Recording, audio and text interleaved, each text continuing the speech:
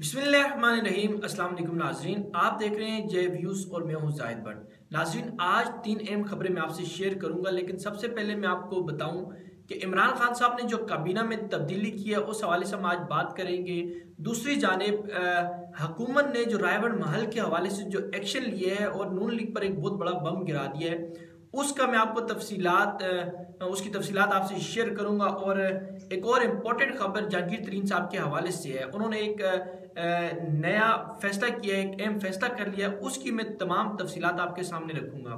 लेकिन सबसे पहले मैं आपको जो इमरान खान साहब की जो काबीना की तब्दीली है, उन्होंने जो तब्दीली की है, तो उस हवाले से अगर बताऊं तो खान साहब ने ये कोई काबिल जिक्र तब्दीली तो नहीं की, कोई ऐसी तब्दीली तो नहीं की जिससे बहुत बड़ा फ़र्क महसूस हुआ हो या कोई बहुत बड़ा चेंज आया हो या कोई ऐसी काबिल जिक्र तब्दीली हो। लेकिन उन्होंने जो 2 अहम तब्दीलियाँ की हैं, उसमें जो फवाद चौधरी साहब हैं उन्हें वजारत इत्तलात दी है, तो वो एक अहम तब्दीली है क्योंकि काबिल इंसान है। और जो फवाद चौधरी साहब हैं वो खुद तब्दीली चाहते भी हैं, वो खुद चेंज चाहते भी हैं। तो अब वो जो माफियाज हैं या जो इन इदारों में बैठे लोग ऐसे हैं जो करप्ट लोग हैं, तो उनके खिलाफ फिर एक बार दोबारा एक्शन लेंगे, तो उनको इनसे बहुत तकलीफ होगी क्योंकि फवाद चौधरी साहब खुद जो है ना वो तब्दीली का हामी है, वो खुद चेंज लाना चाहते हैं। तो ये इमरान खान साहब ने एक बहुत अच्छा फैसला किया है। दूसरी तरफ उन्होंने जो शौकत तरीन साहब हैं, एक टेक्नोक्रेट भी हैं, उन्होंने वजीर खजाना तो बन ही जाना था, लेकिन अब खान साहब ने उनको बना ही दिया है। तो ये एक अच्छा काम भी किया खान साहब ने। ये 2 काबिल जिक्र तब्दीलियाँ उनकी हैं। इसके अलावा जो बाकी चेंजेस हैं वो मेरे ख्याल से उन्होंने इधर से उठा के उधर डाल दिए, उधर से उठा के इधर बंदे, मतलब वहीं से घुमा फिरा के उन्हीं बंदों को आगे पीछे कर दिया है। तो कोई इतनी खास तब्दीली तो नहीं की।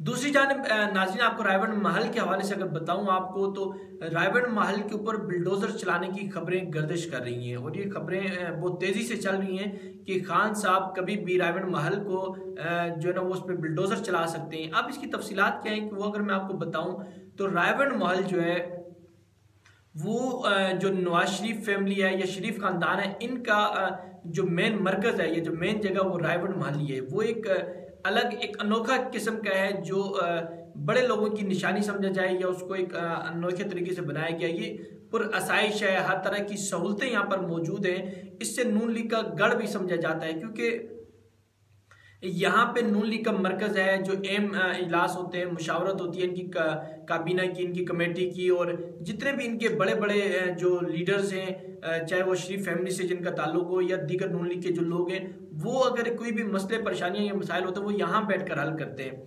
ये जो रायबड़ महल जिस जगह पे बना है, इसकी मिसाल ऐसी है जैसे गढ़ी खुदा बख्श को पीपल्स पार्टी का गढ़ समझा जाता है या उनका किला समझा जाता है। इसी तरह ये रायबड़ महल को भी नून लीग का एक गढ़ समझा जाता है। लेकिन अब जो नून लीग का ये पावर हाउस है, ये जो रायबड़ महल है, इसको गिराने की खबरें चल रही हैं।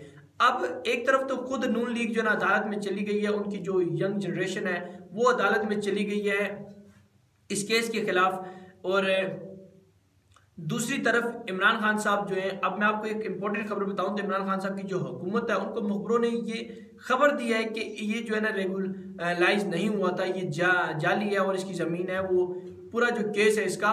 तो इस हवाले से इंपॉर्टेंट खबर दी है और कभी भी इमरान खान साहब ये एक्शन ले सकते हैं। और इसकी जो सबसे बड़ी परेशानी है वो नवाज शरीफ को है, उनके ख़ानदान को है, और इस सबसे बढ़कर नून लीग को है। और नवाज शरीफ साहब पूरी कोशिश कर रहे हैं, उनके जितने भी सोर्सेज हैं, जो लोग उनके पाकिस्तान में मौजूद हैं या जो नून लीग के जो बड़े बड़े वर्कर्स हैं, जो लोग हैं, उन सबको भी इसमें इन्वॉल्व करके ये कोशिश कर रहे हैं कि किसी तरह से ये बला उनके सर से टल जाए और वो जो रायबड़ महल है उस पर किसी तरह बिल्डोजर ना चलाया जाए, उसकी बचत हो जाए।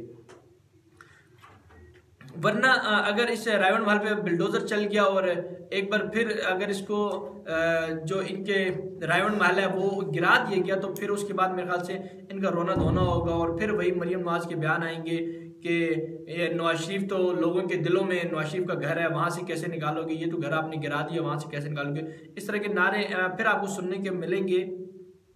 दूसरी जानिब नून लीग एक तो अदालत में चली गई, अब अदालत क्या फैसला देती है इस हवाले से तो हमें देखना होगा।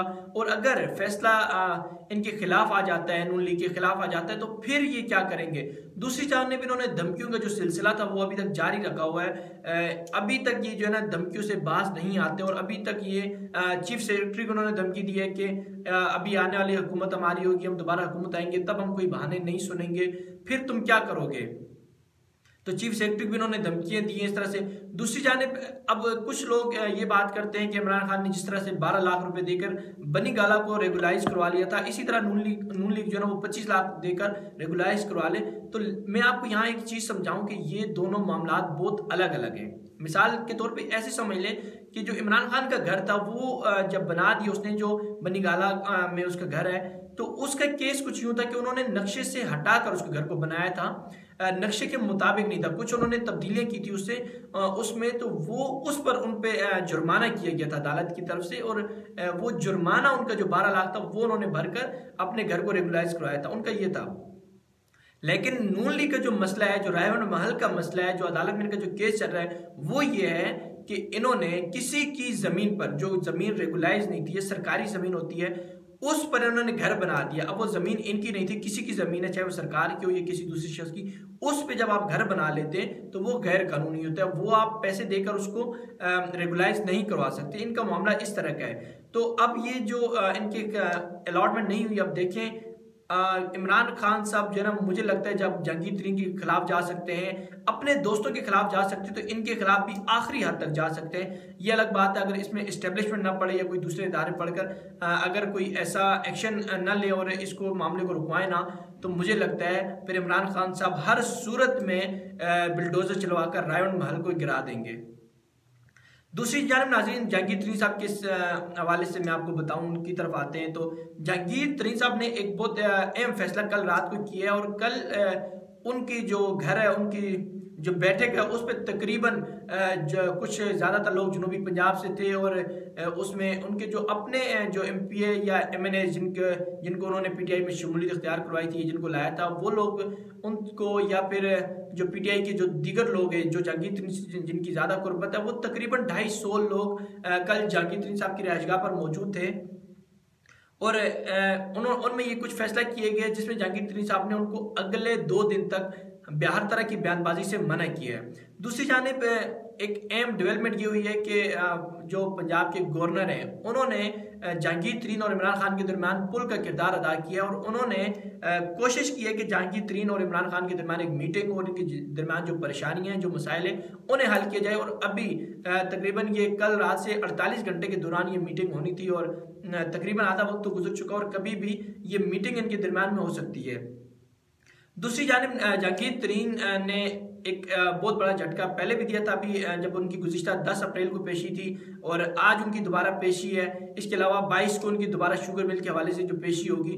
तो पहले उन्होंने ये बयान दिया था कि मेरी PTI से कोई भी किसी तरह की कोई भी ऐसी परेशानी मुझे लाक नहीं है PTI से, और ना मैं इनसे दूर हुआ हूँ। मेरी जमात PTI ही है, मैं किसी दूसरी जमात का हिस्सा नहीं बनना चाहता, ना मैं कोई दूसरी जमात तैयार कर रहा हूँ या मैं किसी और के साथ हाथ में ला रहा हूँ।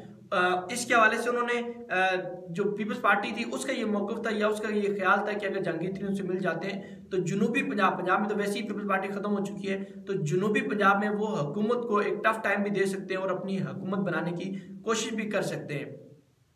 और इसके अलावा अगर नून लीग की तरफ देखा जाए तो नवाज शरीफ साहब ने ये अंदरूनी खबरें इस तरह की भी हैं कि नवाज शरीफ साहब ने जहांगीर तरीन साहब को ये कहा था, ये पैगाम भिजवाया था कि अगर वो इनके साथ मिल जाएं तो वो रमज़ान में ही हुकूमत को टफ टाइम देंगे, और रमज़ान के अंदर अंदर ही इमरान खान साहब को जो है की हुकूमत गिरा देंगे। नाज़रीन, मज़ीद आपको मैं तफसीलात बताता रहूँगा।